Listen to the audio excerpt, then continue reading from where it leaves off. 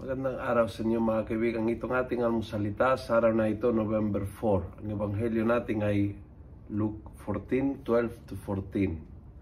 Sabi ni Jesus also addressed a man who had invited him and said, "When you give a lunch or a dinner, don't invite your friends or your brothers or relatives or your wealthy neighbors, for surely they will also invite you in return, and you will be repaid." Point ni Jesus, huwag mong gawin ng kabutihan na naghihintay ng kapalit. Huwag lahat ng bagay ay gagawin dahil may benefit na ibibigay sa iyo. Matuto kang gumawa ng kabutihan dahil sa kabutihan, at lalo-lalo sa mga tao na walang may bayad o may sukli sa iyo, walang may balik sa iyo ang biyaya.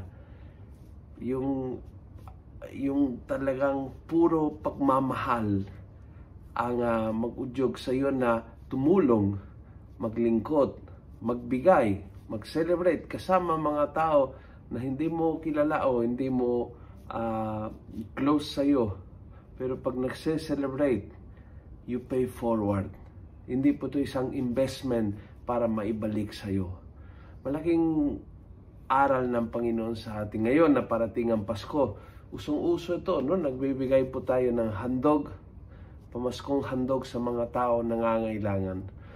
Turo ni Jesus na ibigay mo paying forward kung may rason ka para mag-celebrate dahil sa biyaya ng buhay o sa biyaya ng promotion sa trabaho o sa biyaya ng nag-close ng negosyo. Ito, imbes na maging investment by inviting people close to you na ibabalik yung favor sa iyo, ang turo ng Panginoon, ibibigay sa mga taong walang-wala, sa mga tao walang maibibigay din sa iyo.